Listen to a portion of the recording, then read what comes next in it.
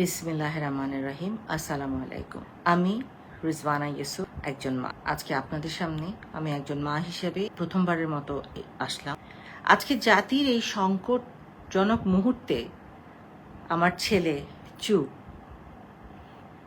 এটার কারণ মা হিসেবে আমি অন্তত জানি। সে যেই ত্যাগ স্বীকারটা করছে সেটা কোনো দালালির জন্য না, সেটা কোনো দলের জন্যও না, সেটা তার পারিবারিক একটা চাপের মধ্যে আছে দেখে সে আপনাদের পাশে দাঁড়াতে পারেনি। আমি মা হিসেবে কিরকম একটা সংকটময় অবস্থানে দাঁড়িয়ে আছি সেটা গত কিছুদিন ধরে আমরা সবাই পরিবারে সেটা এটার ভিতর দিয়ে যাচ্ছি। কিন্তু আজকে না আর চুপ থাকতে পারলাম না, আর ভয় আমার লাগছে না। আজকে আমি আমার ছেলের জন্য আপনাদের কাছে ক্ষমা চাচ্ছি। আমার ছেলে মানুষকে ভালোবাসে, সে সব সময়, তার মনটা অনেক নরম, সে মানুষকে অনেক ভালোবাসে। আজকে আপনাদের পাশে সে হয়তো সশরীরে নাই, কিন্তু মন প্রাণ হৃদয় জুড়ে সে আপনাদের সাথে। আমি আমার ছেলে হয়ে আমি লজ্জিত, আমি আজকে লজ্জিত বলছি নিজেকে, মা হিসেবে আমি লজ্জিত আপনাদের সন্তানকে সাথে আমার ছেলেকে পাঠাতে পারিনি। অনেকে হয়তো বলছেন যে আমার ছেলে গেলে চিটাগংয়ের হয়তো কোনো ছেলের গায়ে গুলির আঁচড়টাও লাগতো না। আমি তাদের কাছে মাফ চাচ্ছি, সেই মাদের কাছে আমি মাফ চাচ্ছি, যদিও আমি জানি যে সন্তান হারানোর মতো কষ্টের এর থেকে ভারী আর কিছু নেই। আপনারা আমাকে বলে দিয়েন, যদি এখনো কোনোভাবে আমি আপনাদের কোনো কাজে আসতে পারি। আমি একজন আইনজীবী, আপনাদের যদি কোনো ধরনের আইনি সহায়তা লাগে নির্দ্বিধায় আমাকে বলবেন। আমি আজকে প্রথমবারের মতো আমার ছেলের সাথে আপনাদের সামনে এসে দাঁড়িয়েছি, একজন অপরাধী মা। সেই সব মায়ের আমি অপরাধী যে যারা তাদের সন্তান হারিয়েছেন। আমি জানি না উপরওয়ালা আমাকে মাফ করবেন কিনা, কিন্তু আমি আপনাদের কাছে আমার ছেলের হয়ে মাফ চেয়ে নিচ্ছি। আপনাদের কাছে আমি করজোড়ে মাফ চাচ্ছি। আমার যদি করণীয় কিছু থাকে, এক ফোঁটা যদি কিছু থাকে আমাকে বলবেন, আমি সেটা করার জান প্রাণ দিয়ে চেষ্টা করব। আমার ছেলেকে আপনারা ক্ষমা করে দিয়েন। যদি তারও কিছু এখন করার থাকে আমাকে জানান, আমি চেষ্টা করব।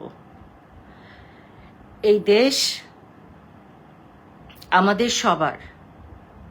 আমরা এই দেশকে বাঁচানোর জন্য একবার না বারবার আমরা যুদ্ধ করেছি। 90-এর আন্দোলন আমার মনে আছে, এই 2024-এর আন্দোলন আমাকে 90-এর আন্দোলনের সেই স্মৃতিগুলো আবার জানাচ্ছে। ছাত্রছাত্রীরা হচ্ছে দেশের ভবিষ্যৎ, তাদেরকে প্রোটেকশন দেওয়া আমাদের কাজ, তাদের সাথে লড়া আমাদের কাজ না। আপনাদের কাছে এটাই আজকের জন্য আমার অনুরোধ। আপনারা আমাকে জানাবেন, ভালো হোক মন্দ হোক আমরা এই দেশেরই মানুষ, ভুল ত্রুটি আমাদেরই হয়, শুধরানো আমরাই নিজেদের করতে পারি। আমার ছেলের হয়ে আমি আবার আপনাদের কাছে ক্ষমা চাচ্ছি। যদি কিছু করতে পারি জানাবেন। আমি একটু কথা বলি।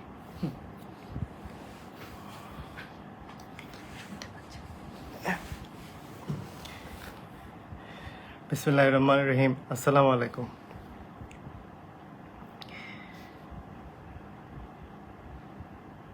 আমি আমার জীবনে আমি যখনই আপনাদের জন্য কাজ করেছি,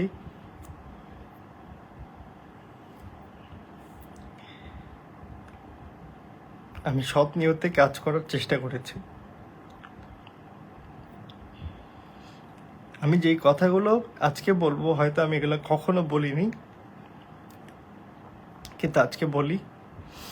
আমার জীবনে যখন আমি আমার আব্বার রাজনৈতিক জীবনটা দেখি, আমাদের এলাকার মধ্যে যত সমস্যা, যে প্রতিহিংসার রাজনীতি, আমি সেগুলোরও সবসময় আমি কথা বলেছি, কিন্তু আমি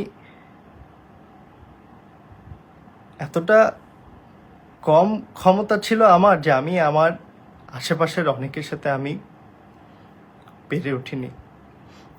এটারই একটা জিনিস এবার আমি সাফার করলাম। আমাদের এই স্টুডেন্ট আন্দোলন হওয়ার সময় আমাদের এলাকায় কিছু কিছু ছাত্র শুধুমাত্র কোটা আন্দোলনের পক্ষে পোস্ট করছে বলেও তাদের উপর হামলা হয়েছে।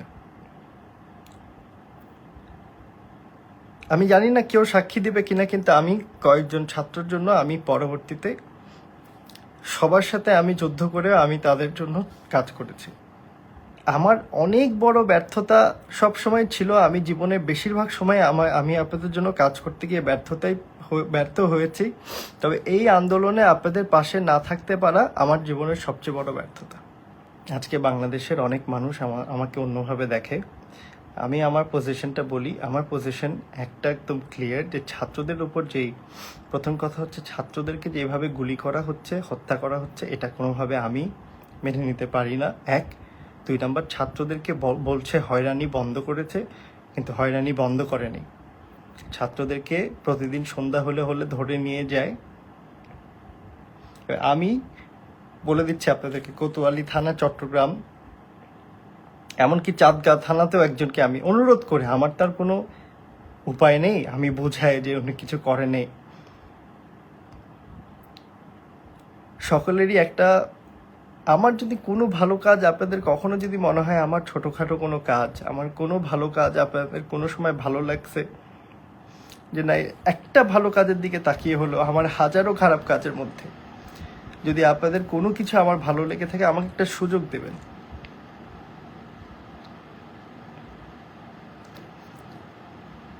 আমি কোনো রাজনীতি করার আপনাদের থেকে কোনো সুযোগ চাই না, আমি কোনো সমাজে কাজও করব না আপনাদের অনুমতিক্রমে, কিন্তু সুযোগ চাই হচ্ছে যে আমি যাতে বাংলাদেশের মানুষের কাছে শত্রু না হয়ে যাই। আমি এই যতটুকু কাজ করছি, যতটুকু সম্মান দিয়েছেন, এটুকুই আমার সমাপ্তি। আমি এর বাইরে আমি নতুনভাবে আপনারা জানেন যে আমার বিবাহিত এখন, যদি অনুমতি পাই, আপনাদের অনুমতি পাইলে ক্ষমার প্রয়াশ্চিত করার চেষ্টা করব। কিন্তু এখন ছাত্রছাত্রীরা আমাকে মেনে নাও নিতে পারে, আমি জানি, আমি এটাও বুঝি, কিন্তু অনেকে তাও ডাকে, কিন্তু আমি চিন্তা করি কোন মুখ নিয়ে যাব। আমি প্রথম থেকে তো ছিলাম না। আর প্রথমে বুঝতে ভুল করছি। আমি প্রথম যেদিন ভিডিও বানাই, আমি ভাবছি কোর্টের রায় দিয়ে এটা শেষ হয়ে যাবে, কিন্তু কোর্টের রায়ের আগে ছাত্রদের উপর আঘাত করা হয়, এবং আঘাত করার সাথে সাথে হত্যা এবং তাদের মৃত্যু হয়। তখন আমার আগের কথাটা পুরোপুরি, এটার আর কোনো দাম থাকে না। তবে এই পুরো ঘটনাটা আমার একটা অনেক বড় দোষ হচ্ছে, আপনারা বলতে পারেন আমাদের এলাকায় যে রাজনীতি হয়, এটা নিয়ে আমি অনেকবার বলেছি, কিন্তু এটা আমি পরিবর্তন করতে পারিনি, আর আমার কাছে পারবো বলে আমার কাছে মনেও হয় না।